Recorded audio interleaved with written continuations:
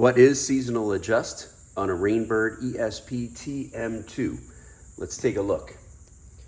So here, seasonal adjust. What is that setting? This is pretty cool. So we'll start here with run times, and we'll go over here. We'll see that 1 is set for 35 minutes, 2 for 35 minutes, etc. 3. But check this out with the seasonal adjust. If you come over to here and you put it in that setting, you'll notice it says 100% all.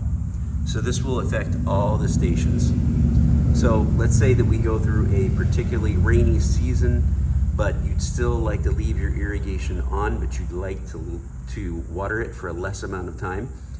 Just take this button here, the minus, and you'll see we adjust it down to 70% of the typical watering, and watch how it affects the run times across each station.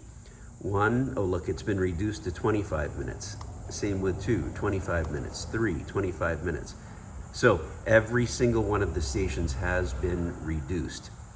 That's how to work seasonal adjust, and of course we can do it in reverse also, where we increase it, and let's say it's particularly dry, and we want to get 150% of our typical water times on there.